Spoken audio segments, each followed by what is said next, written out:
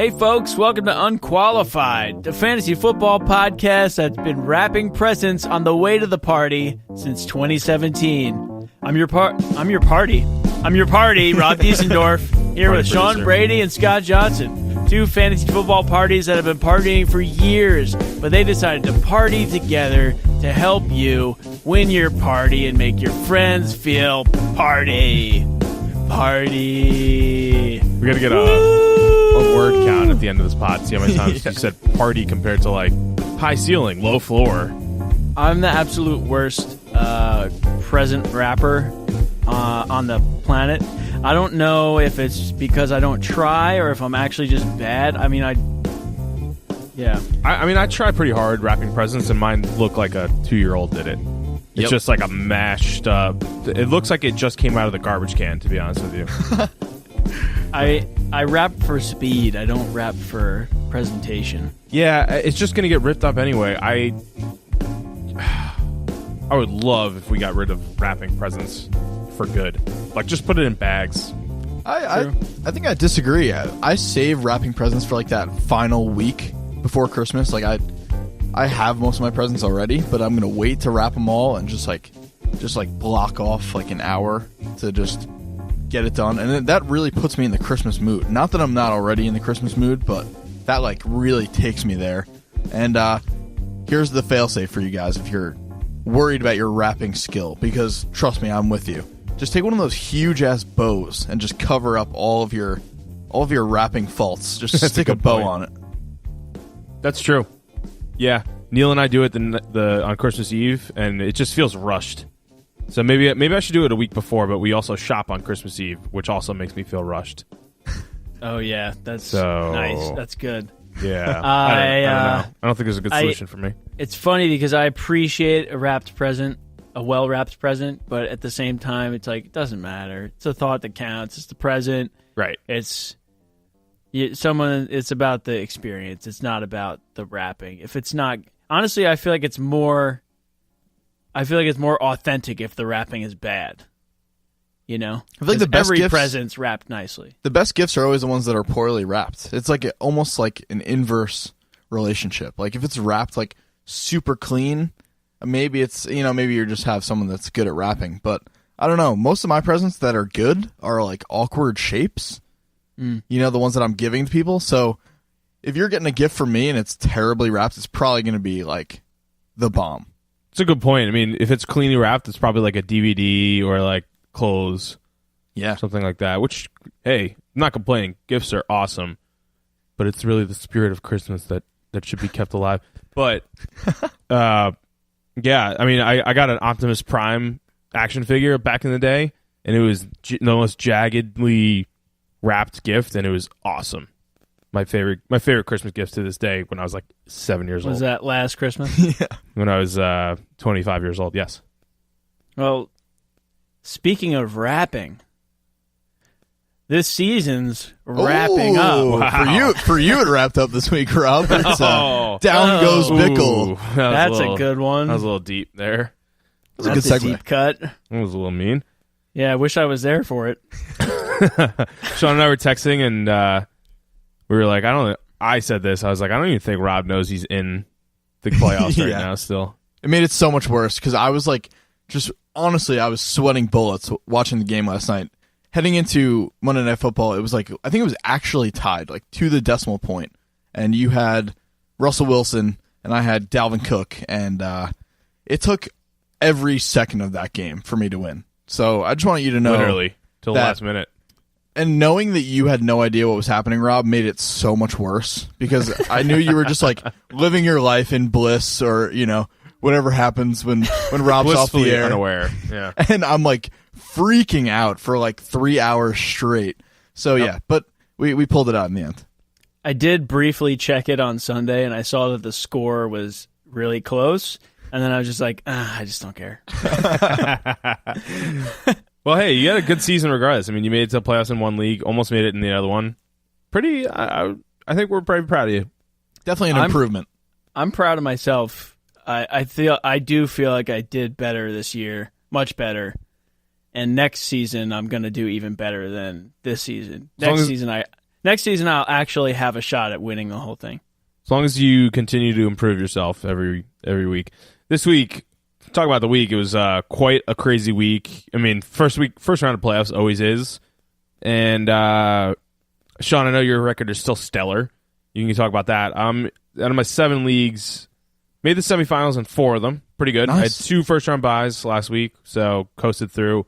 2 teams I was out already. So in the 3 games that actually mattered, I won in 2 of them, and I was projected to win in the 3rd one by about 30 points. And then the 7-minute mark of the Cowboys-Eagles game came around, and Amari Cooper, with 2 catches up until that point, with 7 minutes left in the game, decided to get a touchdown. It's fine. Then, I don't know, 4 minutes later, 75-yard bomb, and I didn't see it. And all of a sudden, I looked at the projections, and it was like we're tied, projected to tie, and I was like, I'm sorry, what? And then the deflected, should have been pick 6 touchdown by Amari Cooper as well in the full-point PPR league with 50 points. I lost by 14. So, having said that, I'm in 4 leagues still, not in 5. Not salty about it, though. What happened to the spray tan league? Oh, I'm good. I came in like 7th out of 12. So I had like a first-round bye in the consolation ladder, and there's no way I could come in last. The loser has been named, and I did just well enough to not make playoffs. Sorry, I did just poorly enough not to make playoffs, but just well enough not to get a spray tan. So pretty happy with it. It's fine with me. Yeah, that's a win if you ask me. And Scott, I just want to go back to one thing you said, that you're not salty about that. For all the listeners out there, the amount of times Scott wrote "F you, Amari Cooper" in our Google Doc for this week is like he wrote it at least 6 times. Oh, so he's definitely salty when he says he's not salty still. So 4 out of 7 semifinals, that's pretty solid. Hopefully we get 4 in the finals and can bring home some championships this week. This year. And I'm rolling as well. I'm in all three semifinals in my 3 leagues, and thank God, down goes Bickle. I think the Hoboken League, Scott and I took care of business. We're both in the semifinals there. OG, both in the semifinals. We're on opposite sides of the bracket in both, so that's really nice. Thank Love God. that. Yeah. And then Brady Bros, I took care of business against Bickle, so 3 for 3. I'm praying that we get through to a couple finals, because as you saw this week, the fantasy playoffs are a fickle beast. If you're one of those teams that somehow played against Derrick Henry, that, if he wasn't on someone's bench or on waivers, honestly, Or Amari Cooper, or the Giants defense, or Amari Cooper, it sucks when that happens to you, but that's the fantasy playoffs sometimes. Just random stuff happens. It's almost like week 1 of the NFL season where just random crazy stuff happens. It happens every year. And honestly, the second round of the playoffs, it happens too. So good luck to everyone out there. It's a scary world in the fantasy playoffs. It's a fickle bitch. Yeah, if you had Todd Gurley, if you had Jared Goff, Russell Wilson, Kirk Cousins, who kind of salvaged his day, Kenny Galladay, Antonio Brown, like all these guys that just totally disappointed. Deion Lewis, hopefully you weren't banking on him. Even Alvin Kamara had a somewhat rough day. Drew Brees, a lot of big names that did not do well, but we'll get into the second week of playoffs, and if you should keep on playing those guys or bench them. Okay, let's kick off week 15, playoff week 2 with the primetime games. We're looking at one. Look, there's 2 Saturday games, but I'm only including 1 here just so we know. Just so we're clear, the Jets Saturday game will not be included in the primetime games because nobody wants to watch football on Saturday at 4:30 watching the Jets. It's just not primetime. Especially, and it's who are they playing? I thought it was the Titans for a second. It's the Texans. That's okay. It still doesn't matter. Yeah, exactly. So we included the Saturday night game here, but not this Saturday afternoon game because in my mind, that's not really primetime. So let's start very fair, nonetheless, with Thursday night, a really, really fun game. The Chargers at the Chiefs. This could be for first place in the AFC West, depending on how the Chiefs do after this game. And definitely some injury question marks to start off the week with. So Melvin Gordon sat out the last couple weeks with that, I think, MCL sprain. It's possible that he gets his way onto the field. I think if this game was on a Sunday, I'd feel pretty good about him playing. But right now, it's just too tough to tell. We're not even going to pretend at this point in the week that we know. So keep your eye on it. If he does not play, Austin Eckler had a pretty rough injury week as well. So Justin Jackson is an immediate plug and play. That's all I can really say about the Chargers. The rest of the offense is pretty much set. You know what you're expecting. And then on the Chiefs side, Tyreek Hill, a little bit of an injury scare, but I think he'll be okay. But double check that as well. So definitely some injury concerns heading into this game that could be a really fun one. What do you think, Scott? Yeah, I think Phillip Rivers is a really good daily fantasy play. I think this is going to be a shootout with the Chiefs. Pat Mahomes is a really good play. I mean, Pat Mahomes had the toughest matchup of the year for himself last week against the Ravens, and it was a pretty tight game. And I'm surprised the Ravens kept up as well as they did. But yeah, I think Chargers, you're playing everyone. Mike Williams and Tyrell are tough plays, obviously, but the Chiefs, you got to check Tyreek Hill's injury because it didn't look good. I mean, he kind of played through it, but his heel or foot is pretty hurt and banged up. Spencer Ware is also banged up, so I think if he sits out, which you should get some clarification today on Thursday, obviously, Damian Williams is a immediate plug and play, just like Justin Jackson is. So yeah, it's a really interesting game. I'm excited for this one. This is good. This is like the best Thursday night game in my opinion that we've had so far. I know we've talked a lot in the past about Pat Mahomes, but I feel like we've almost kind of gotten off of his train just because it's like, everyone's talking about it.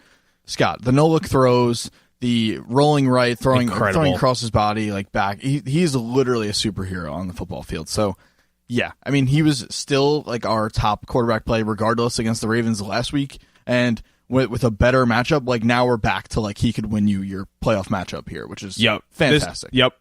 Exactly. This is the matchup. It's home at Arrowhead. The running game is kind of... Spencer Ware did really well last week considering the matchup, but he's still like kind of banged up. Sammy Watkins is still out, so Chris Conley is also a good play, but a step down from Watkins and his athleticism. Kelvin Benjamin is on the team, but I think he dressed last week, but he doesn't inspire me. But yeah, Mahomes, this is like the matchup you're like waiting for. Oh yeah, and just so we know, just so we're clear, if Hill doesn't play, Kelsey goes like from the top tight end play overall to like he would be like a top 5 wide receiver play if he was a receiver. So just keep that in mind. The line here is Chiefs by 3.5. If this game was not in Arrowhead, that line would give me a little bit of pause. It's definitely a respectable line to the Chargers, but I'm still taking the Chiefs at home. I think they haven't looked quite themselves lately, the Chiefs, and I think I'm still waiting for it all to finally click. I think Mahomes goes bonkers this week. Yeah, this is just a gut feeling. I'm going to take the Chargers. It feels like yes, the Chiefs are 10-2. They're 11-2 now. They're one of the top teams in the AFC, but it feels like the Chargers can overtake this division. I still think they're going to be the 5th seed. Honestly, when it's all said and done, I think the Chiefs have a pretty good schedule the rest of the way, but just a gut feeling. I'm going to take the Chargers and Phillip Rivers, who's surging, and I think a lot of the offensive weapons on the Chiefs are going to be pretty hampered in a short week. Okay, so we split on that one. Let's look at the Saturday night game, and this is the Browns at the Broncos. This one is like sneaky fun, I would say. The Browns, very impressive win over Carolina last week, and the Broncos got jumped. They got mugged by the 49ers. Ugh. George Kittle went just apeshit on them last week. So this one is suddenly a very like competitive and close and interesting game here. I'll just look at the Broncos side. Philip Lindsay had an off week, and Cortland Sutton, like, I did it after all. I played him in that wide receiver 2 spot, and it really scared me. Luckily, the rest of my roster was fine, and I'm kind of not sold anymore on that passing game. So with that being said, the line, I think the Browns could win this game outright. They're not a bad team. They're definitely not a great team, but they can win some football games here. Yeah, I mean, you beat the Panthers last week, 26-20. Kind of handedly, right? The score was pretty close, but Baker Mayfield is having a great rookie season. Besides 2 weeks ago where he had 3 picks, I mean, last week he had one touchdown. Nothing too fancy. I wouldn't play him. This is a tough week for him at Mile High Stadium. That's a really tough place to play, but I think Case Keenum is probably one of the worst starting quarterbacks in the NFL right now. He just sucks. Tim Patrick and Deshaun Hamilton, they're deep league flex appeal. They have some deep league flex appeal, but they're not going to get it done for you. It should be Cortland Sutton. It's not. The passing game, you can't rely on it at all. It's kind of like the Falcons running game, if you want to make a comparison. Ooh, yeah, I like that. Yeah, I don't know how you lose to the 49ers, but I think on the Brown side, Jarvis Landry's back. I mean, he only had 4 targets, but he threw a ball, could have had a passing touchdown. He ran it twice, once for 50 yards, once for a 1-yard touchdown. He caught a touchdown, and it looks like he's back. I mean, you got to plug him in now. Luckily, I plugged him in one of my leagues this past week, and he helped propel me into that win. But you got to ride the wave, ups and downs with him. I think it's not a bad thing when you get an athlete like Jarvis Landry the ball. Good things are going to happen regardless. Yes, absolutely. And I think don't sleep on Nick Chubb. He had a little bit of a quieter week than in weeks past, but he could bounce back in a big way this week because this game could go anyway. It could go any you could tell me any stat or like any box score at the end of this game, and I would believe it because I don't know what I'm getting from each of these teams week in and week out. So with that being said, the Broncos are favored by 4. I'm taking the Browns just because I don't know. I don't know if the Broncos are good. I don't know if the Browns are good, and we're probably going to find out this week. I'm going to take the Broncos at home. I think they're going to bounce back big time from a bad road loss to the 49ers. And, Baker's having a fantastic season. This is, again, the Broncos, the home field advantage for them isn't as good as it used to be in years past, but I think it's a really tough place for a quarterback to play, especially it's going to be cold, too, this weekend. So I'm going to take the Broncos. Okay, so we're definitely splitting these early games, which I like. Let's look at the Sunday night matchup on Sunday, obviously. Sorry. The Eagles are playing the Rams. These Saturday games are throwing me off. Just keep that in mind. Yeah. Like, if it's throwing me off now, it's definitely going to throw you off with your fantasy team. Set the lineups. Yeah, set them early and don't deviate. Don't tinker like you normally do. So Sunday night, we have the Eagles at the Rams. This game would have been awesome last year. The Eagles, they gave it their best shot against the Cowboys, and it just wasn't enough. So I don't know. I don't see them staying with the Rams here. The Rams uncharacteristically did not put up an offensive touchdown this week against the Bears, so I think they bounce back in a big way. I think the Rams rout the Eagles here. I agree with that. Yeah, coming back. I mean, the Bears. That's one of the toughest matchup for the Rams. Prime time at Soldier Field, and in the pod we both said the Rams were going to win last week, and I changed and I said the Bears are going to win when I was doing my pick 'em. I should have just said it on the pod. Like I had a sneaking suspicion that they were going to lose that game, but I don't think they lose this game. I think on the Eagles side, Josh Adams, they don't run it when they're down, and you just can't rely on him. Maybe Darren Sproles is a deep league play, but Rams plug them all in. This is a really good matchup for Woods and Cooks. Cooper, screw you. Oh, there's another FU. I put it in the pod in the doc. Yeah, he torched the Eagles last week. So Woods and Cooks, great plays. Don't freak out about Todd Gurley either. He looks sluggish as hell on Sunday, but he should bounce back too. Yeah, you're still picking up the handcuff or handcuffs there. Honestly, at this point, I would probably roster both just on the off chance and kind of see what happens as the week progresses. However, let's look at the line here. The Rams are favored by 9.5, and that line gives me a little bit of pause because Carson Wentz can still put up some garbage time yardage and some points, but I'm still taking the Rams there at home. Yeah, I'm going to take the Rams. I think Goff. This is a battle of the 2016 first and second overall picks, by the way. I think Goff will bounce back big time. He had 4 picks, and he just looked really off last week. But yeah, chalk it up to tough defense. Eagles are nothing like that. Yeah, especially now with that corner situation they have going on right now. Right. Oh, boy. It's a debacle. Let's look at Monday night, and this game could be one of those games that swings your fantasy playoff matchup. I think there will be points galore here. Both teams have some halfway decent defenses, but the offenses here are really the showstoppers. The Saints, yes, they have not been the same, but you're obviously trusting them. And then on the Panther side, Cam is definitely up and down, but Christian McCaffrey is my absolute favorite player to watch this year. Favorite player to own easily this year. And honestly, he's in the same territory that Gurley was in last year, where I'm just I've never been happier to have picked a player for my team. And here's something to look for in drafts next year. McCaffrey was a second-round pick this year. Yep. 15 to 20 because he had a good year the year before, but we weren't sure about how he was going to do the next year. Ended up being top 3. Todd Gurley the year before was picked 15 to 20 in that range because people were unsure because of the year before. Is he going to get all the work? And it turns out there's no one else there to vulture carries or looks or anything like that. They were going to take a step forward with a better offensive scheme and had consistency, and those two were the best picks you could have done in the late second, early third. Anyway, Cam and Breeze even. Breeze is so up and down, and Breeze kind of sucks on the road this year. Yeah. I mean, I hate to say it. I love the guy, but I mean, if you survived last week from him, I know I didn't because I played him in the league I played against Cooper. You got to kind of plug him in. This might be a shootout again, but I mean the Panthers secondary is really suspect, but he's just brutal on the road. Curtis Samuel on the Panthers side is good low-end flex play, but besides McCaffrey and Cam, like you're not really playing anyone else. Yeah, I hope Alvin Kamara and Michael Thomas really bounce back because let's be real, like you earlier in the year you were like counting on those guys as like mega studs, and they really need to show up. It's time, fellas. Get on your horse and get to work. So get some points. The line here is Saints by a touchdown. I think it's too high. I think the Panthers, like the Saints have not been the same team the last 2 weeks, and the Panthers are like, yes, they're losing games, but they're not like getting blown out by anyone. Like they'll be in this game, I think, and I think they'll keep it close. I do think the Saints still win, but I'm picking the Panthers to cover the spread there. Yeah, this is a tough one, 7, because if it's by a touchdown, you lose. And they're it. on the road. I'm going to say. Yeah, that's a tough one. I'm going to say the Saints, just again, gut feeling. I think they might win by like 10.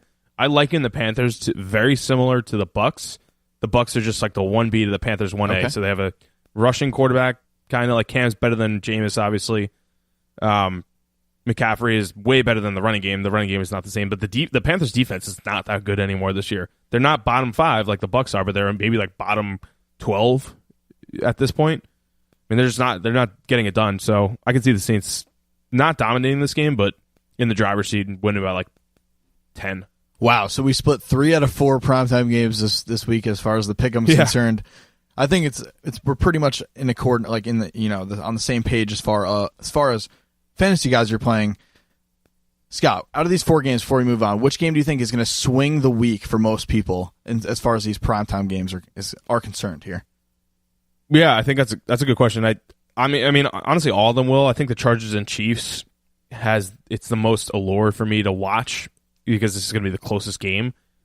But if you look at the Rams, the Eagles and Rams, like both teams have guys that you might be concerned about. Alshon Jeffrey scored a touchdown last week, but he had 4 weeks in a row where he was brutal. Golden Tate, same thing. Carson Wentz has been on a cold streak, but this is going to be a shootout at the same time. Goff was on a cold streak, but this could be shootout. Todd Gurley was terrible last week. Robert Woods was underwhelming. So was Cook. So all guys that have been so up and down, but I think this could swing the most leagues is the Eagles and Rams.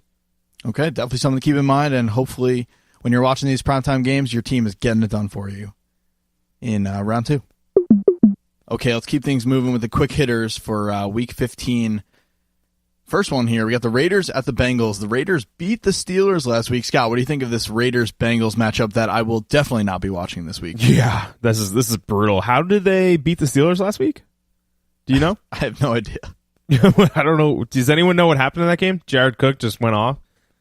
Yeah, so just play Jared Cook. Did I say Derek Cook? Play Jared Cook on the Raiders and Doug Martin maybe in deep leagues, and then the Bengals Mixon as a top 10 play this week. That's about it.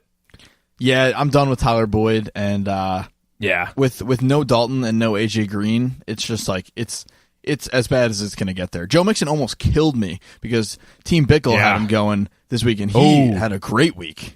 Yep, he really did. And that's the thing we say about playing upside. Tyler Boyd has no upside at this point in the season. Jeff Driscoll is throwing in the ball, and there's no other threat on the other side of the ball. Like John Ross, he has speed, but he's not going to open up the defense that well because he can't catch deep balls. So Tyler Boyd, a guy that doesn't have a lot of upside, it's a good matchup, but like, I don't know, you could probably do better. Oh, you could definitely do better, I promise you. There's guys off the waivers that I trust more than Tyler Boyd at this point in the season. The line here is Bengals by 3. I honestly don't think either of these teams should be favored. It should be a pick 'em. So I'll take the Raiders just because they've like played tight with some good teams lately, which is baffling, but you got to follow the trend there. Yeah, I agree. I mean, here's the thing. I think the Raiders are not aiming necessarily, but they're destined for the number 1 overall pick.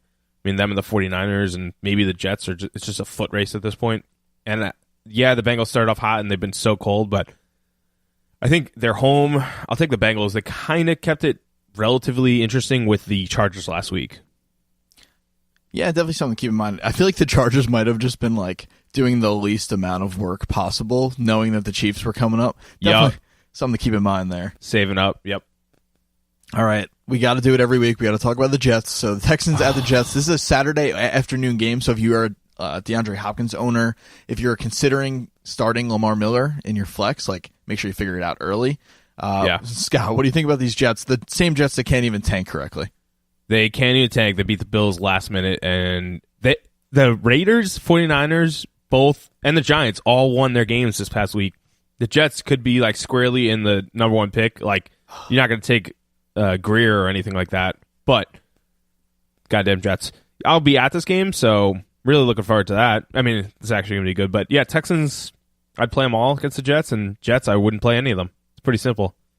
Yeah, at this point, you're not overthinking it here. And Houston only favored by 6.5. I'm taking Houston there. I know it's a road game, but like that's too low of a line, honestly.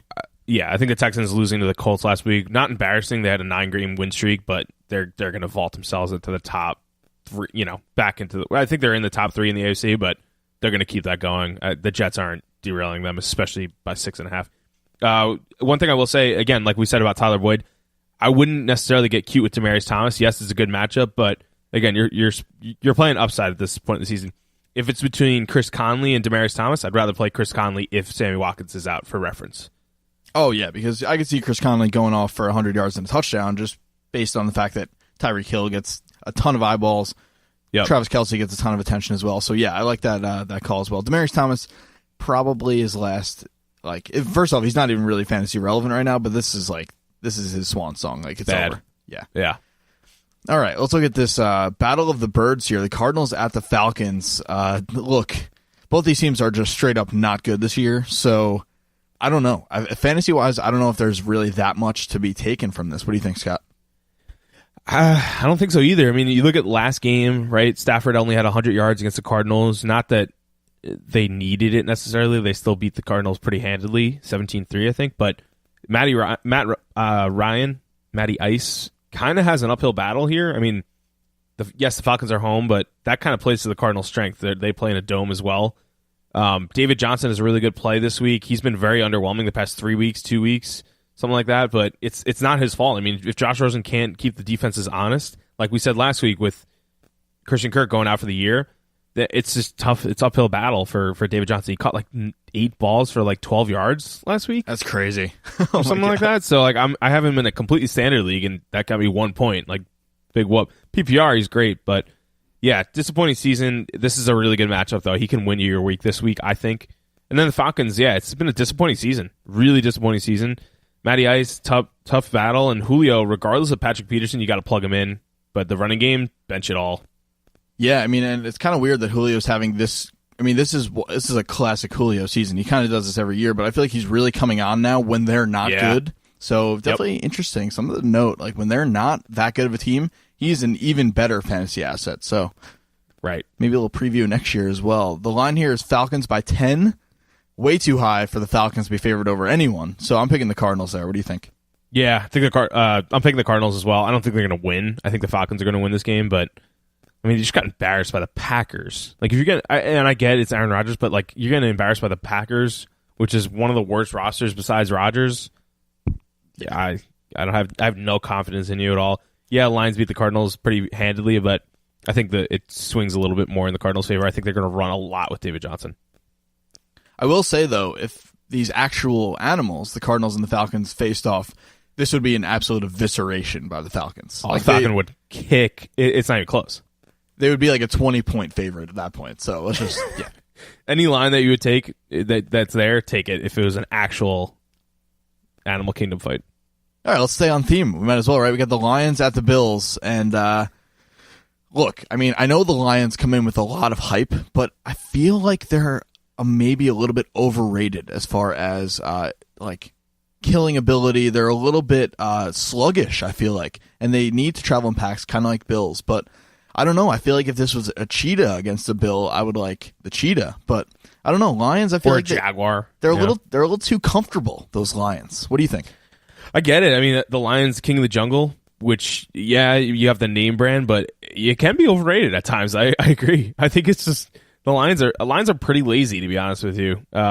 Bills, I'm assuming that's a Buffalo Bill. Yeah, and they're huge. I feel like they can get some good licks into the Lion. Like they can get some good stampedes and get some good inertia going. But I think it's the king of the jungle. You got to kind of go with the lion.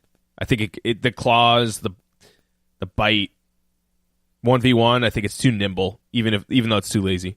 One false move though by the lion. The Bills have that. They got that little bit of weaponry on their head there. So that's something to keep in mind. Now let's take this one step further. What if this was a bunch of guys named Bill? What do you think then? We have Lions against Bills, like a bunch of guys named William that go by their nickname. How many? I mean, that's a better nickname than Will or Willie. Bill, in my opinion, I like that's a stronger name. Sorry, any Wills out there or Willies, but how many Bills are we talking about here? How many Billies? All right, so let's say there's one lion and there's like 6 Bills facing off. That's a tough one. I would still take the. Oh man, I don't know. Do they have any tools or like weapons? No, just straight up fist fighting. I would still take the lion. I think like the lion picks off one at a time. And what are the Bills going to do? Just like tackle the lion? The lion could bite all of them while it's getting tackled. So you need to give me at least 10 Bills, and then I'm taking the Bills. I don't know. I feel like a bunch of guys named Bill, desperate for their lives. I think they could make it work. And so can they like? I mean, are they in like a? Are they in the jungle? Like, can they get a rock? Oh, there's no home field there. There's no home field advantage. We're in a neutral site. So we're in like let's see, what would be a neutral site here? Like the beach, frozen tundra. Oh, the beach. Okay, never mind. Either one, yeah. The beach will be tough, man. No one can run on a beach. If you can run on a beach, I don't know who you are. You're an alien like probably. Elon Musk, yeah. Or Saquon. I don't know. I'm still taking I'll take the lion over 6 Bills, 10 Bills, perfect. All right, so just before we move on, the line here for the actual football lines at the Bills is a pick'em. I'm taking the Bills, and I don't want to talk about this game at all, if you can't tell. That's why we just segued a little bit. I'll go with the Bills in actual football talk, yeah. Yeah, don't get cute with Josh Allen. I know it's tempting, but and also Galladay, I don't know. Pretty much 2 for 5 last week. Blech. Yeah, and this is a tough matchup. Tre'Davious White's going to shadow him.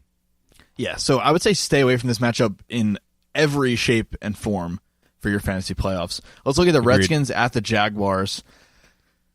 Oh, wow. Another shit one. This is as bad as it gets. I feel like I say this every game the Jaguars are in. It's just like it just gets worse and worse. Like their schedule just is full of quick hitters here. And I don't know. I honestly couldn't tell you how this game is going to go because we got some, bad quarterback play happening. So defensive-wise, I think there are probably starts. But what do you think about this game fantasy-wise? Yeah, I mean, psycho move, but I played the Giants defense in OG League last week. Wow. And actually, friend of the pod, Craig Steinberg, helped me out with that. So it was the way he described it was very cerebral, not psychotic at all. But I mean, you're playing the Giants defense over the Bears defense. So there's a screw loose in my head. But that's bold. Yeah, the Jaguars defense is a really good play this week. Josh Johnson was just named the starter for the Redskins, who hasn't really thrown a ball besides this past Sunday since like 2011. Oh, boy. Yeah, so I wouldn't really play anyone on the Redskins, to be honest. And the Jaguars, if you survived Lenny Fournette dudding it up on Thursday night, you could play him again this week. Like Saquon just crushed the Redskins last week. But D.D. Westbrook in deep leagues you could play, but ugh. Yeah, blah is right. The Jags are favored by 8.5. I'll take the Jags, but like that line is, I would not bet this game. Let's put it that way. Yeah, I'll take the Jags. 8.5. It's a tough one, but yeah, I'll take it. They're home.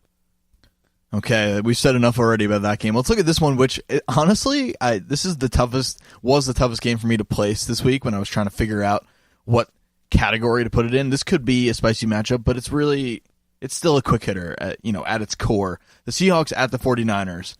Seahawks are on an absolute heater right now, and the Niners just had a big win, but when it's all said and done, this is still a playoff team against like the Niners. So what do you think, Scott, fantasy-wise?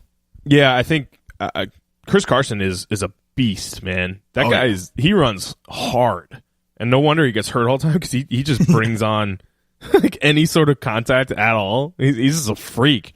And he's fast too. He's nimble. He's a really fun player to watch, Chris Carson. I'm starting him this week over Sony Michel. Oh, good. I'm doing it in Hoboken. Yeah, I love that call. Yeah, Sony Michel against the Pittsburgh Steelers front seven. That's a tough play at the Steelers. Chris Carson's a really good flex play this week, and Russ Wilson, that was brutal. He really saved maybe some owners with that 40-yard dash down the sideline, but besides that, 9 points. Here's the thing. The interception right at halftime, uncharacteristic of him. You add those 2 points back, let's say. That's 11.2 points or 11 points. He should have had a touch. I mean, not should have.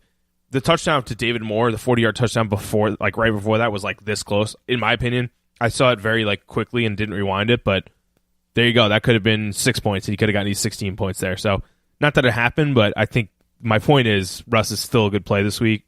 I don't think you should be too scared. And George Kittle, your man crush, but oh my god, he's the only guy I think of playing besides Kittle. the running back Jeff Wilson. First off, this guy's easily the third best tight end in the league right now, and it's not even close. Like, he is, honestly, for me, he's in the Ertz and Kelsey class, like, permanently. Like, this is not this is not like a Gary Barnidge situation where like some guy came out of nowhere. Like, George Kittle is like, it's his second or third year in the league. He's clicking clearly. He's playing with Nick Mullins as his quarterback, and I feel like next year he's going to be like the Adam Thielen, where people just sleep on him for no reason, and he's going to be a guy, I promise you, worth the price of admission in the third or fourth round next year. It's going to seem like a steep price to pay, but when you're starting Cameron Brate at the end of the year and praying that he catches a touchdown just so you don't lose a week based on your tight end position, George Kittle is the guy you want. Like that's who you want in your lineup. Absolutely. Love that. He's a beast. Here's the thing. I don't know why they didn't try to get him the ball more in the second half. He had 210 yards. The record is 214 by Shannon Sharp. Just get 5 more yards. Yeah. I know Kyle Shanahan actually said that to him post-game. I was watching the mic'd up segment with him, and he's like, I'm sick that I didn't get you those 5 yards. Like, I'm mad at myself. But 5 yards, man. Yeah. Anyway, with all that being said, the Seahawks are favored by 5.5, and that line is a little bit too low for me. I'm taking the Seahawks. I think they're like unstoppable right now. Yep, I'm taking the Hawks. They're on a heater. And it's time for the mailbag. Everybody's favorite segment that Sean and Scott won't let me sing the intro to. You kind of half sing it, though. It's time for the mailbag. It's time for the mailbag. Oh, shit. I shouldn't have said anything. Yeah, you blew it. You blew it. Everybody loves the mailbag. The mailbag. That was actually beautiful. Yeah. Okay. All right. It's another week, and again, the box has been flooded. The pigeons have been pigeoned. Honestly, it was almost Sean's too much this laughing week. at me. One thing we will say, stop harassing Scott at work. Just let him do his thing. Just send a DM instead. First question comes from... and send it. Do it. First question comes from Bill in Philly. Billy in Philly. I like that. Top Christmas pet peeves. Okay. I'm gonna go. Can I go? You want to go? You want to go first? You go. I'm gonna go with getting dressed up for Christmas or Christmas Eve dinner or Christmas Day with relatives. Just wear sweats. Everyone wants to wear sweats. Just do it. Come on, grow up. I like dressing up. No, I feel like the best thing about dressing up is that you can change into the sweats later, and that makes it 10 times better. Rather just have sweats on literally for 3 days straight. Well, that works too. For me, top Christmas pet peeve, I'm going to say mistletoe. Mistletoe is a little bit, it's a little creepy. Let's be real. It is. What is with that? And at best, at its absolute best, it's a little bit awkward. It's awkward. Kind of like me just saying awkward right there, right? So it's either going to be very creepy or at the very best case scenario, it's just an awkward scenario. So, yeah, not a fan. And I know it's not as big of a thing. Two random people to kiss. Yeah, it's not as big of a thing anymore, but I feel like, can we move on from this? Because it's definitely it's pretty not weird. great. Yeah, that's something to say about traditions is whoever started them, it was too long ago because they're weird. Yeah. We can't just keep doing the same things over and over again for years and years and years. My pet peeve is untangling lights. Untangling Christmas lights. That is number one, the worst thing I can think of at Christmas time. Because I don't know what happens.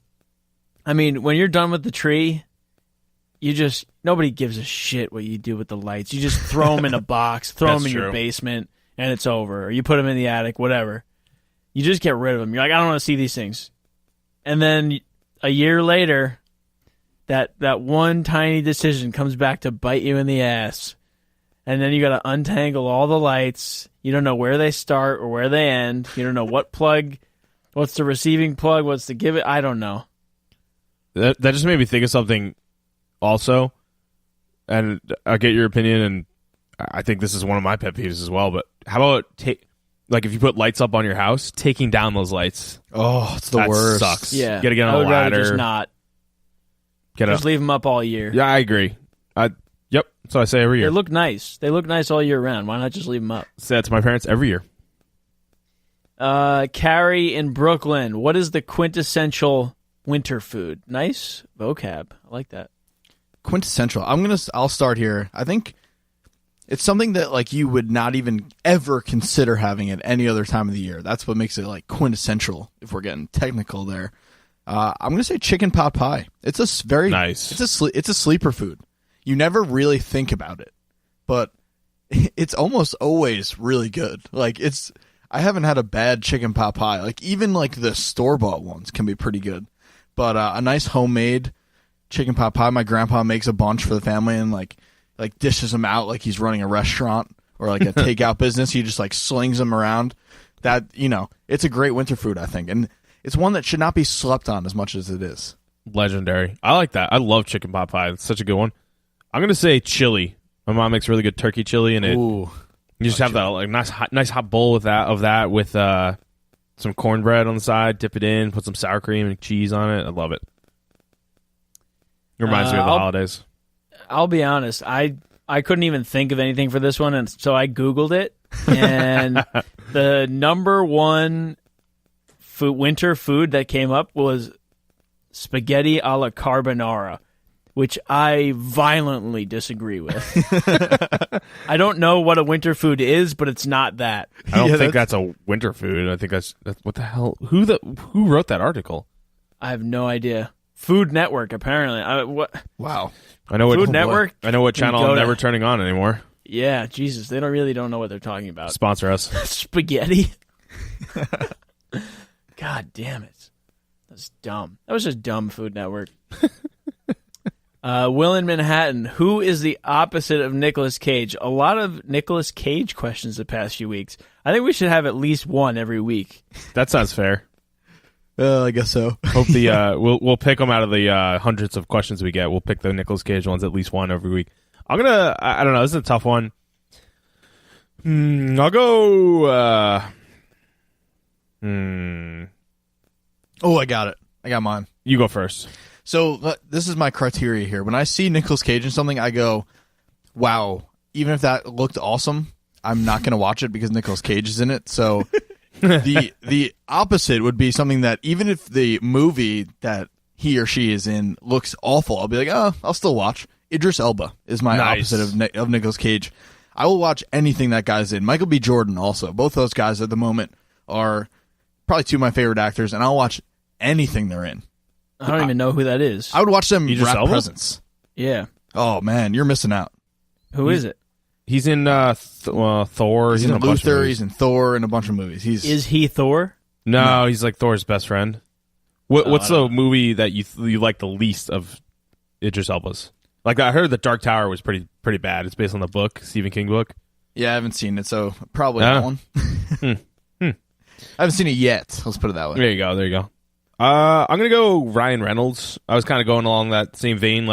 I'll watch him regardless, but and someone that brings joy every time I see him on screen, unlike the opposite. So I'll go Ryan Reynolds. Maybe Ryan Gosling. I'll throw in there as well. Oh yeah, the two Ryans. Ryan Squad. Ryan squared. What about you, Rob? I feel like this is tough. I feel like it's Ben Affleck. No, not Ben Affleck. Matt. I have a better one than my Matt than my answer Damon. was. I feel like it's Matt Damon, but Interesting. I don't think it is. I think it's maybe it's Steve Carell. You're right. Nice. Oh my god! Wow, that's an elite answer.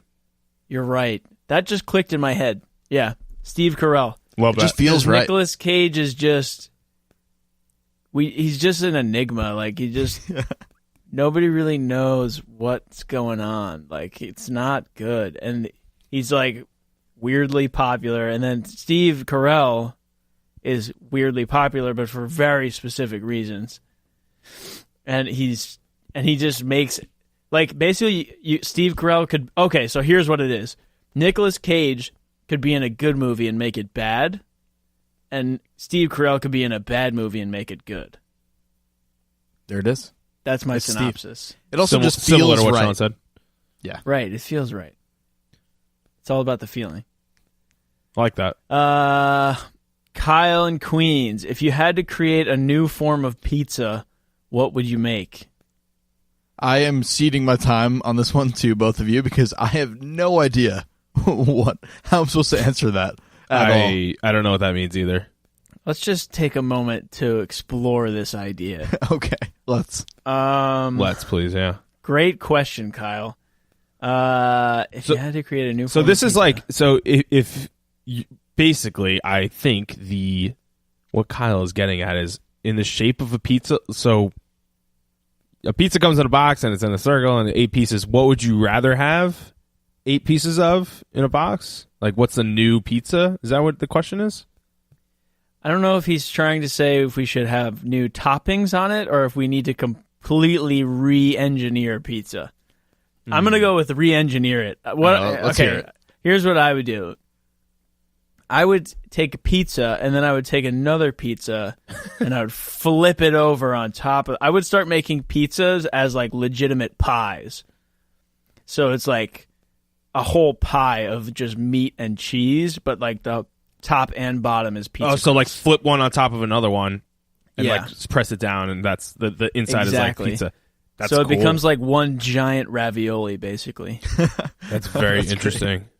Yeah, and you crimp the crust together on the edges so it seals it.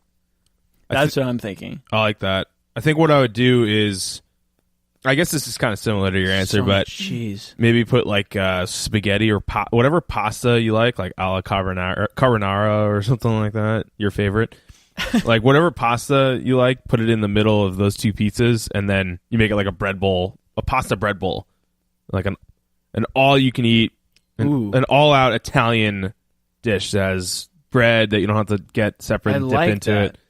It has the sauce. So like another thing, like if you have penne with pesto sauce, you line the pizzas with pesto sauce instead of just like tomato sauce. Cool. I like that. Another option would be to start using different ingredients or just put entire meals inside the pizza like you were saying. Right. Like put Chinese food inside the pizza. Ooh, that would be interesting. You Like know? General Tso's pizza. Yeah. That would be delicious. That sounds interesting. But with it, so like a lot of this is under the assumption we're not going to put tomato sauce in it because General Tso's with tomato sauce would be disgusting. You need to make like the pizza with General Tso's sauce on it. Ooh. Oh my god, that's what it is. That sounds really good. New sauces. Yeah. Oh my god. Yes. All right. Take Andy, that, Kyle. nice question, Kyle. Andy in Queens. Roast me. Roast me. That's all he said. So We after don't have a picture of him. We don't have anything to go off. I took all of that pizza engineering time to think about this one, and without like seeing Andy or like knowing what type of guy we're dealing with here, I'm just gonna go based on the name here. Andy in Queens. You probably left Woody and Buzz behind, you bitch. You couldn't spare what, like 2 centimeters of space in your college dorm room for your favorite toys. Like, who do you think you are? They Like got you that. through childhood, man. So yeah, Andy, just suck it. You suck. Yeah, you suck. You suck, it, dude. Andy. Probably sat Amari Cooper and Derrick Henry last week. Nerd. Yeah, Nerd. You suck, Andy. I don't have any specific criticism of you, but you suck. You just don't get it, do you? You know what? You probably wear flannel and skinny jeans, and you're probably really tall and lanky. Probably wear fedoras too. And probably ride minimally designed bikes. You bitch. You probably ride the subway and have tissues in your hands so you don't have to touch the subway poles, you germaphobe You probably bitch. eat spaghetti alla carbonara in the wintertime and love Nicolas Cage movies. Nerd. You probably consider spaghetti a winter food. I bet he also dresses up for Christmas and tries to kiss everyone under mistletoe. You heathen. You bitch. Heathen is such an underused insult. I love that. That's I wonder what the great word. definition of heathen is. By the way, Andy, sponsor us. We're big Sponsor fans. us, man. Andy sponsors. If you look up the definition of heathen, it just says Andy. Yeah, it says Andy, or a person who does not belong to a widely held religion, as regarded by those who do. Yeah, but it's about how it feels, like how the word feels coming out of your mouth. Yeah, that's very true. Because that's There's a a bad lot of- definition, There's a lot of hatred there. right? And I Yeah, like it. And I bet like you it a don't lot. even have a last name, you bitch. It's also like a thinking diss, like heathen. It's like, wow, this guy or gal like really did their research. And I bet you're going to be 23 for the rest of your life, you big bitch. I don't even know what age you are. Oh, Andy, you asked for it. Okay, let's get into the Tiger Bomb spicy matchups for Week 15. We're looking first at the surging, New York Giants at the Tennessee Titans and everyone's favorite player, Derrick Henry. Oh boy, this game is this is a classic spicy matchup where you looked at this game like a month ago and it would be like the first game we put down on quick hitters. But this game is suddenly interesting and relevant for fantasy purposes. What do you think of this Giants-Titans game? Yeah, Giants skill position players are solid. Their defense, solid 2 weeks in a row. Yes, they got touchdowns, and they were playing pretty easy matchups. But I mean, Janoris Jenkins, friend of the pod, Griffin Osler, huge football guy, big football guy. He read this article. He was telling me about it that Janoris Jenkins had some like quotes, and he was talking about how he was like low key really hurt all year up until like 3 weeks ago, and he's finally coming back into form. I don't know what kind of injury he had, maybe ankle or foot, but that was really hampering him, and I think that had a huge effect on the defense. I mean, you remember the beginning of the year, he looked like he didn't want to be there. Yeah, and I feel like that's a very interesting note. We are so locked into the injuries on the offensive side of the ball as fantasy owners, and we almost just like overlook the fact that these defensive injuries are like very important for fantasy purposes, and that's the perfect example right there. Whereas the Giants were like a cake matchup for the past 12 weeks of the season, and all of a sudden now they're rounding into form. Definitely something to keep in mind when you're considering like maybe some flex plays a la Derrick Henry or Deion Lewis. Yeah, and I think it has more of a, like, especially cornerbacks, right? Janoris Jenkins, you don't know if he's going to shadow the one particular receiver. Janoris Jenkins has in the past, but I mean, no team really has shadow coverage completely. Patrick Peterson used to a couple years ago. So, yeah, you can make the argument. I think too many people make the argument, like Corey Davis is a really bad play this week. It's not a given that Janoris Jenkins is going to stay on him and shadow him the whole game. So I think what Janoris Jenkins does and the health and like what that does to the whole team, it changes the scheme and the game plan. So maybe the Titans will run it more. Now that Derrick Henry just had 4 touchdowns and Damon Harrison is gone in the middle, Derrick Henry is a really good play this week too. I'm not saying he's going to get 215 yards and 4 touchdowns again, but I mean, he's a really good play. And of course, the 1 week I drop him for Spencer Ware in one of my leagues, he goes off. Go to hell. That's brutal. Oh, boy. I will say something that goes unmentioned many weeks. Saquon Barkley is something else. Like, that guy is... we were talking off the air about this. I think he might be, for me, the number 1 overall pick next year because he's just like an alien. He should be top 3 for me. I think it's him, Gurley, and Kamara, and Bell is like 4 or 5. Yeah. David Johnson's 4 or 5, Zeke is 4 or 5 or 6 or whatever. But yeah, I think he's locked in as like a top 2 pick. I think he should be. And honestly, people keep on saying this. Griffin keeps on saying this, resident Giants fan. that he's the best running back in the league. And I keep on saying, no, it's Todd Gurley. No, I think Le'Veon is still like maybe a step ahead of him. I think he's 1B to Todd Gurley 1A. And like if he steps it up even more and Todd Gurley kind of falters in the next 3 weeks, I think he's number one. Number one overall running back in the NFL, skill-wise. Yeah, I'm buying that 100%. I will say if Odell doesn't play, Sterling Shepard is like, you could do worse if you're like tossing darts. Yeah. I don't like Evan Ingram. He's a player that will be on my shit list forever from now on. Me too. And that's all I want to say about that. The Giants are favored by 3. I'm taking the Giants. I think they're beating some bad teams, but I mean, like, look, they have some quality wins as well. So I think they can take care of the Titans here. I think I'm going to take the Titans. Giants by 3. It feels weird to have the Giants favored on the road at Tennessee. I think Tennessee's really good at home. Corey Davis is very good at home. If you look at his stats, home versus away, maybe something to be said for that. And again, I don't think he's necessarily going to get shadowed the whole time. But the Giants beat the Bears with, Chase Daniel as their quarterback. And then they just beat the Redskins with 2 quarterbacks, Mark Sanchez and Josh Johnson. So, yes, they're looking good. But I think the luster and the magic wears off this week. I think the Titans are winning this one. As much as it pains me to say that with the Titans. All right, let's look at the Bucks at the Ravens, and we got a great passing offense against a great passing defense. And look, these two teams are a mystery to me. The Bucks especially. Like, I don't know what I'm getting. The whole Mike Evans, Cameron Brate, Adam Humphries situation. I own all 3 on one team. It is just getting really old, honestly. Yeah. So you tell me, Scott. I had to play Mike Evans. I probably have to play Cameron Brate, but like, what do I make of Humphries and Godwin and the rest of that offense?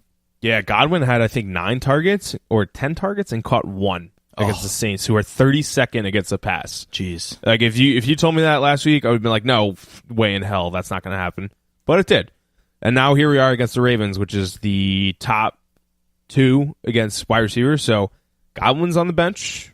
Humphries, candidate for the bench too. I don't think you can rely on him. This is the thing we're saying with getting cute. Tyler Boyd, who do we say? Kenny Golladay,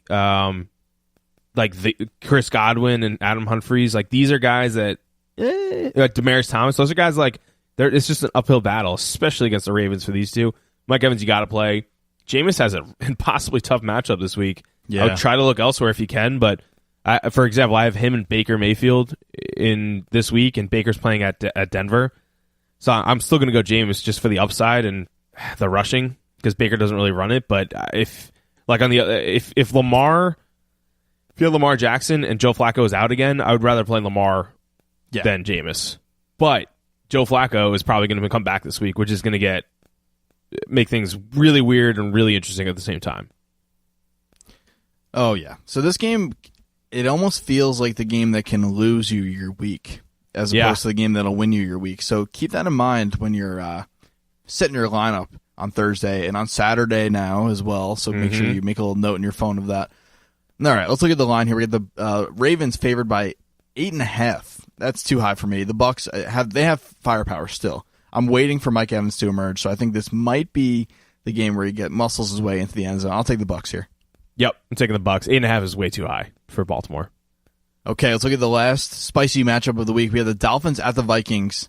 The Dolphins picking off the Patriots on, honestly, that play was so great for me personally, because Katie, girlfriend of the pod, played Kenyon Drake over Kenny Golladay at my suggestion. I was like, I don't know, Golladay, like Drake, he has the upside. So she played Drake. Not only did Drake score on the last play of the game for her and help her cement her semifinal or quarterfinal win, they also did it not just beating the Patriots, but making Rob Gronkowski look like an absolute buffoon in the process. So true. Honestly, it was like just a perfect ending for a nice Jets fan fantasy relevance. It was just, honestly, it was a perfect awesome moment. It was a perfect moment. Poetic justice, to be honest with you. Watching Gronk fall over his own feet and them thinking it's going to be a Hail Mary, and him playing like strong safety basically against Kenyon Drake, who can burn most guys in the NFL.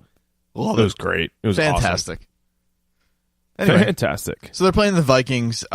This game, like, both these teams are definitely like mediocre. Let's be real. Yeah. So what do you think of these two teams as far as fantasy matchups are concerned.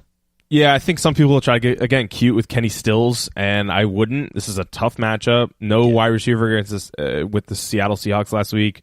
Monday night did well against the Vikings. The Vikings, they have Xavier Rhodes. They're just going to plaster Xavier Rhodes on Kenny Stills. So we talked about, shadow coverage. Xavier Rhodes is a shadow cornerback, to be honest with you. He's one of the few that are remaining.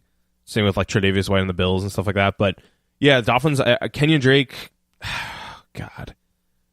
I don't know. I think that was his only catch, technically. Yeah, I think it was. It wasn't really a catch to him. So they need to get him the ball more, and they're just not. I mean, straight up. What we said about the Vikings like 4 weeks ago, that the linebackers are some of the worst against pass-catching running backs, still holds true. So Kenyon Drake could get a bunch of passes this week. For example, I have Jarvis Landry and Kenyon Drake as my flex candidates. I'm playing Landry this week, but I don't feel great about it. But the Vikings, you want to talk about the offensive coordinator getting fired? Oh, my God. DeFilippo, rest in peace, man. I think he's a really good offensive coordinator, and they had to let him go this week, I guess, because I know there's rumors that he didn't get along with Zimmer, which I get. I could see how he's a tough guy to get along with, and especially when your team gets essentially shut out on Monday Night Football, and it's a team that's supposed to be a Super Bowl contender. All that being said, he got fired, so that puts his offense in a little bit of disarray because, let's be real, that offensive line might be the worst in the league. Like, it's like them, the Jets, and I don't really know who else is even in that Giants basement with them. The Giants probably too, right? But yeah, I guess someone had to go, but I think what that does is it puts this offense in a little bit of tailspin, a little bit of limbo because, I mean, I know Dalvin Cook is probably a guy that you can't afford to bench. You definitely can't afford to bench the wide receivers, but if you have Kirk, if you have Kyle Rudolph, like, you're sitting them because we don't know what's going to happen now. Like, DeFilippo is a great offensive play caller. He got a ton out of this offense considering what he was given offensive line-wise. And one bad game against a very good defense, I think it's a bad call for him. I hope a good team picks him up to join their coaching staff. Maybe the Jets. That'd be great. Yeah. And but it definitely puts a little bit of a question mark even for those guys that you can't afford to bench, like Cook and Thielen. Like, I'm a little warier this week because we don't know that the guy coming in to call plays is going to get the job done. Yeah, and you look at, we were talking about shadow coverage, right? Xavier Howard is one of the best cover corners in the NFL and the Dolphins. So I think who that doesn't help is Stephon Diggs. He's the outside guy. He's the deep threat. I mean, Thielen is also kind of a deep threat, but he plays in the slot primarily. And Howard, I mean, you look at shadow coverage and shadow cornerbacks on the outside, when they go to the slot, it's a totally different game. You don't have the sidelines to help you out. You have to kind of mesh with the linebackers and in and out of coverage. So it's very difficult. And Thielen would burn him anyway. So Thielen, I think, is still a good play. I think Kirk is going to rely on him a ton. Yep. Dalvin Cook still getting a lot of catches out of the backfield, as underwhelming as he is as a runner. The Dolphins rushing defense is not that good. It's very middling. So this is a good play for him. But I mean, you're staying away from pretty much everyone else. Kyle Rudolph, Diggs, you're still playing, but like Kirk, I would bench them if you have other options. I find it really interesting what you just said about Cook, and I got a little light bulb in my head going off here. So this is, honestly, we were finally at the point where we can evaluate him as far as a running back because he's finally on the field for an extended period of time here. Yeah. This is essentially what I thought would happen when he got drafted. I was so bummed that he got picked by the Vikings last year because I knew how bad their offensive line was. And he looked so good at the beginning of last year that it almost didn't matter. But we know last year their offensive line was good because it carried them all the way to the NFC playoffs, all the way through the NFC playoffs. So we know that the offensive line was much better last year. And now we're seeing the classic Vikings terrible offensive line. They can't get anything going in the running game, and it's no fault of Dalvin Cook's. He's still really good with the ball in his hands. We saw that when he catches the ball. And he passes the eye test. He's explosive. But that line is not helping anyone. If they don't square that line away next year, there's no way you could trust this offense. Yeah, I mean, it looks ugly when he's running the ball. To be honest with you, this is because the hair looks similar. He kind of looks like Chris Ivory running the ball. Okay. In my opinion. So my point being, bad offensive line. He just kind of lumbers into people. And yeah, he's explosive. I mean, Ivory was explosive back in the day with the Jets. He had a couple years, but Dalvin Cook doesn't look as his skills are not being utilized as a rusher in that offense. Yeah, and they're running these like out plays and like these stretch plays, running plays, and it's just not working if you don't have the offensive line. So I agree. I still don't think he can take over games. We had 4 games of tape last year and maybe 6 or 7 now this year, and I mean, show me a game where he's gotten 3 touchdowns and 150 yards. It hasn't happened. I mean, he's barely had over 100 yards in any rushing game so far in his career. So I think, in my opinion, the jury's still out on him. I think he's a very middling running back. And I don't know if his skills are going to translate that well. Florida State, very explosive, but Kenyon Drake was at Alabama, and like it's just different in the NFL. But yeah, I think Kirk Cousins. Oh, one thing about Kirk Cousins, he is, I believe, 4-22 against teams that are 500 coming into the game. So any winning percentage team going into the game, I think Kirk Cousins is 4-22 as a starter. Wow, it says it all right there. As much as I have been a big Kirk guy in the past, I'm definitely souring on him at the moment. And for fantasy wise, yeah, absolutely. And this offense as a whole, it's not what it was in the beginning of the year. So just keep that in mind. Thielen and Diggs are definitely slowing down a little bit here. All that being said, the Vikings are still favored by 9.5. I'm taking the Fins there. Dolphins definitely keep it closer. They could potentially win this game anyway. Yeah, and they're in the playoff hunt contention right now. So I like their chances to win. Maybe not win this game, but keep it close. Okay, it's time for Game of the Week contenders for Week 15. We're starting things off with the battle of the Western logos here. The Cowboys at the Colts. Cowboys are maybe the hottest team in football, and that's saying a lot. There's a lot of teams that have caught fire lately. Seahawks, Texans until this last week. Yeah, Chargers. But the Cowboys might be the hottest for all those teams. I mean, the Colts beat those Texans last week as well, so this is a very fun matchup here. Definitely some fantasy gold to be mined. What do you think, Scott? Yeah, we're not going to talk about AC, if you will, on the Cowboys. I think we've talked about them plenty already, but you're playing him. He's like a wide receiver 1-2 tweener, which I can't believe what a roller coaster it's been. Oh my God. With me talking about Amari Cooper and singing his praises in this offseason, thinking he's going to be a target machine and monster on John Gruden's offense. He maybe had one good game of relevance, then he gets hurt, then he gets traded to the Cowboys, and I was like, yeah, it'll be okay. Low end wide receiver 2, and then he goes bonkers, which is what I thought he would do in Oakland. So I don't know. Who would have thought that Jason Garrett would be the guy to fully unlock the potential of Amari Cooper? It's just baffling. Yeah, blows my mind. I don't know. So yeah. I mean, you're playing Zeke, Dak. This might be like a low key shootout, to be honest. Like both defenses are serviceable. Cowboys defense is way better than we thought going into the year, and they've been much better past couple of weeks. I think their defensive coordinator came from Seattle. I don't know his name, but I'm pretty sure he was on Seattle's staff like last year or 2 years ago. Maybe he was like Legion Boone. I might be wrong on that, but the defense is for real. And the Colts, I mean, T.Y. Hilton, regardless of matchup, he's a stud. And 9 catches for 199 yards this past week. That could have vaulted you into round 2. You got to stick with the hot hand. I mean, Andrew Luck, he has a tough matchup, but since the bye, T.Y. Hilton has had no less than 77 yards. And his worst game since the bye was against the Jaguars, Jalen Ramsey, 3 for 77. Pretty good. I'm happy to see you coming around on T.Y. Hilton. It's a better world when T.Y. Hilton is a part of it for you. Let's just keep it that way. Yeah, it kind of is. You know what it is? I've never owned him. I don't think I've ever owned him before up until this year because someone dropped him and I picked him up. And it's kind of fun playing him. I think I didn't like him because I was playing against him. And then he would go off for like 200 yards and 2 touchdowns.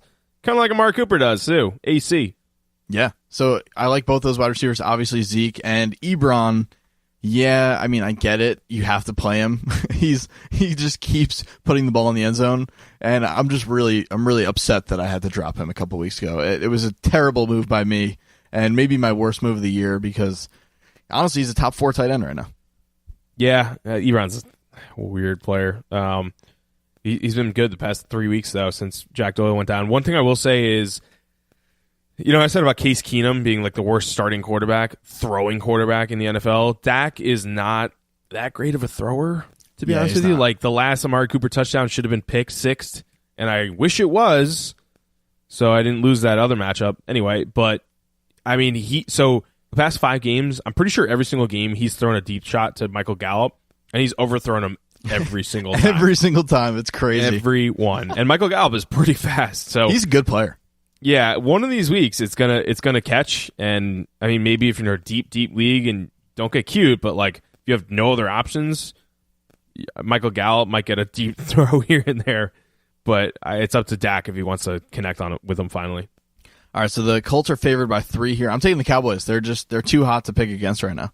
Yeah, the Cowboys are in the front seat of their division, and I think it continues this week. I think the Colts just beating the Texans is good for them, but they're a very middling team right now, and I'm taking the Cowboys, one of the hottest teams. Yeah, Zeke is a different beast there. Indy has not seen a player like him in the past couple weeks. So very true.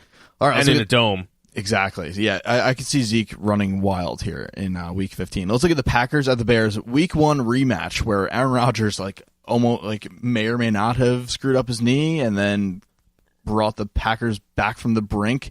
And how the world has changed since that game. Like, we're talking about the Bears as an NFC overall contender here. They just dispatched the Rams. Scott, what do you think of this Packers-Bears matchup? I got to be honest, one of my favorite teams to watch this year, you have Pat Mahomes and the Chiefs, the Chargers, the Phillip Rivers, and a resurgence, the Rams, the greatest show on turf, reincarnated. Is that a word, reincarnated? Yeah. Oh, yeah. Okay. Spot Thanks, on. English teacher. I didn't know for a second. It didn't sound right. But the Bears, to be honest with you, are one of my favorite teams to watch this year.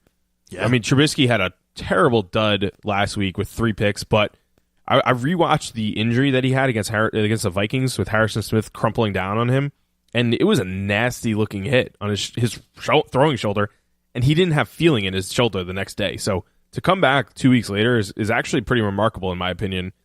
And, I mean, 3 picks against the Rams is not good, but I think once the playoff time starts in actual football terms, like actual NFL, I think he's going to crush it again. He had a 5-week stretch where he was like number 1 overall scorer.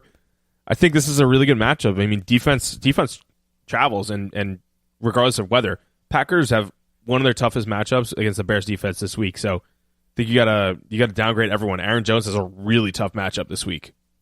Yeah, and I don't think you can afford to sit him, or you may be able to, but I don't know. I mean, I'm not thrilled about this matchup. Definitely. I mean, you have to play Devontae Adams. You have to play Aaron Rodgers, likely, if you have him. But I agree. You probably have to play Jones, too. You're right. Like, you probably have to. Maybe you have, maybe you're really, fortunate and you have, Nick Chubb sitting there and, that. But he has a tough matchup, too. So it's a tough call for you here with Aaron Jones. He has gotten the ball in the end zone, so I can see that happening here. Also, I just want to throw something out. I know I was very quick to write off the Packers, last week. And I know I said that they would win and they would kind of fade into oblivion.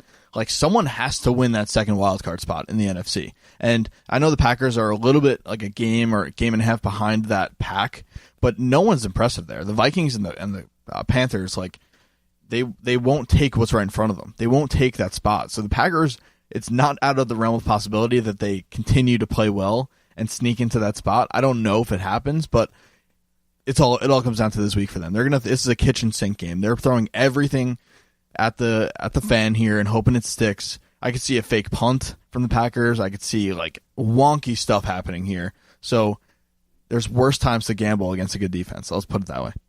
And I'll tell you what has to happen for the Packers to make the playoffs, because they did eviscerate the Falcons last week, which is great. The Packers have to win out. So they're at the Bears this week. They're at the Jets. They're at home versus the Lions. So the last 2 matchups you can win.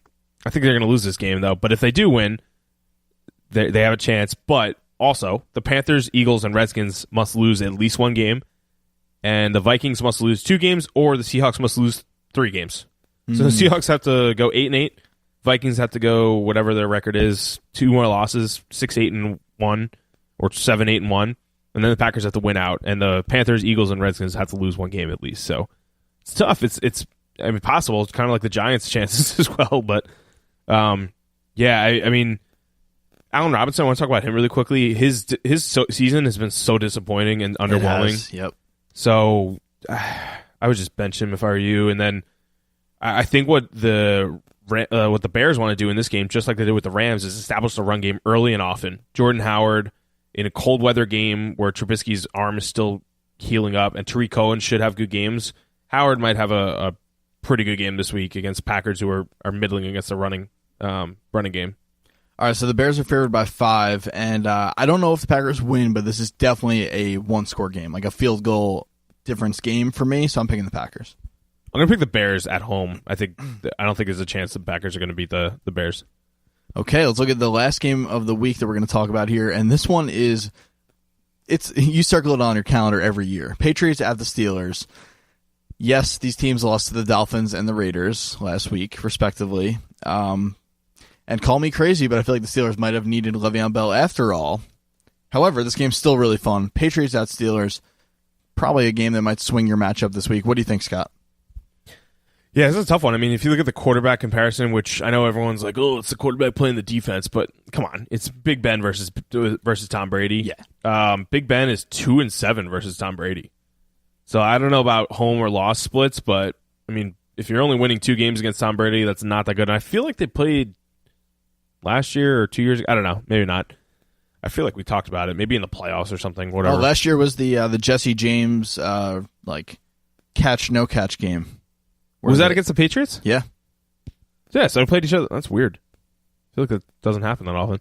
But, yeah, I think the Steelers at home, Big Ben was banged up last week, so it's a tough one. You need to check on James Conner. If he plays, you got to plug him in. If not, you could probably do better than Jalen Samuels, to be honest with you. Stephen Ridley had the touchdown there.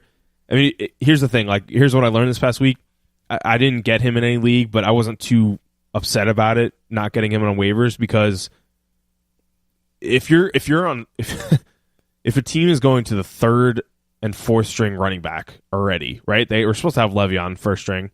They went to James Conner for the year. He's the 2nd string technically coming into the year. You're going to 3rd and 4th string, Samuels and Stephen Ridley. I don't think it matters to teams who gets the ball. Right. They're not gonna. It's not gonna be a bell cow back, because then they wouldn't probably have been 3rd string all along. So Samuels, yeah, he's a pass catching back. Ridley's probably going to be the goal line back if Connor doesn't play. So you can't afford to play those guys. Juju Smith has a really good matchup. Antonio Brown, I know he kind of killed you last week, but Patriots, Josh Gordon and Edelman. I mean, Gordon's finally coming on. I think you play them regardless of matchup at this point. Oh yeah, I mean, I'm just so happy to see Josh Gordon thriving, even if it is with our arch nemesis, New England. And Edelman is an awesome low-key player this year. He is really good this year. I agree. And Gronk, too. I mean, Gronk has been playing really, really well. I know we made fun of his defensive abilities this, start the pod, but look, it's Gronk. At the end of the day, tight end is so bad that when Gronk's on the field, he's gonna You're playing him. He's gonna help you out. It's that simple. So, all this being said, these guys, you're playing almost every piece you have here. The only thing I would really consider is the running back situations are murky on both sides. So, for example, I'm sitting Sony Michel in 2 leagues this week just because I'm wary that Rex Burkhead is back. James White has been a little bit quieter lately. I feel like he's due for a 10-catch game. So it just feels like they're back to being that committee, which I don't like. So that's one example. And you talked about Jalen Samuels as well. It's like it's tough to trust the backfields right now. Yeah, I agree, and especially with the Steelers' front seven, they're top 5 against running backs so far, consistently, pretty much. The line is the Patriots by 1.5. This is a tough one because Patriots and Steelers are both coming off losses to the Dolphins and Raiders, respectively. Let's see if you could add that up, but the Steelers are home. I think here's the thing: if Big Ben plays and James Conner plays, I would take the Steelers. But I was going to say the Steelers originally, just a gut feeling because they're home and they need this win. But the Patriots also need this win, and I don't think they lose 2 in a row to the Dolphins and the Steelers. I think what's going to happen, what we're going to start to see, I think the Steelers are going to make the playoffs, but the Ravens are going to give them a run for their money, and I think the Patriots beat the Steelers this week. Yeah, I agree. I'm taking the Patriots, and the Steelers have been they've been straight up bad the past month. They're not Juju and AB are putting up points on alternating weeks, but they're not getting it done. They really do need that running game presence, and I don't see the Steelers winning this game here. Here's what I will say is the Steelers started off 1-2-1, and everyone was like, "Oh, Steelers might be done this year." Yeah, and then they went on a 6-game winning streak. So they're 7-2-1, and now they're 7-5-1, I think so. something like that. So they've just been up and down and up and down. This team could make a big splash in the next 2-3 weeks and start getting hot towards playoff time. So I mean, just the way this season has been going, it's a roller coaster, down, up, down. So. Yeah, for all my fellow Antonio Brown owners out there are really hoping that that's the case, because I need him this week. I need him to be old school Antonio Brown, and I hope it happens. And that's a wrap on Week 15. Oh man, I can't believe I'm gone. I'm eliminated from the playoffs, dude. If you paid attention like 2 weeks ago when you were like, whatever, you probably. I'm not saying you would have beaten Team Brady. Brady Bros, but you probably would have been in Hoboken. And maybe you know what? I think that if our listeners left reviews, then that probably wouldn't have happened. It's a good segue again, like always. I see the connection there. I see it. I honestly believe that that's what did it. So, are you guys happy? Yeah, I hope you guys are happy. I don't have anything else to say. It's a great point. I think last minute advice, don't overthink it. Play your studs, like we said for the past 5 weeks. Probably a broken record, but any questions, find us in the channels. Oh, yeah. Active in those channels. Good luck in round 2. You made it this far, so just keep doing what you're doing. You got this far for a reason. And hopefully you can get to the promised land next week, and we'll see what happens. Yep. Play the upside guys, man. It's all about upside at this point in the season. Guys that can hit it big like Amari Cooper last week. Well, see you later. See you later, Amari Cooper.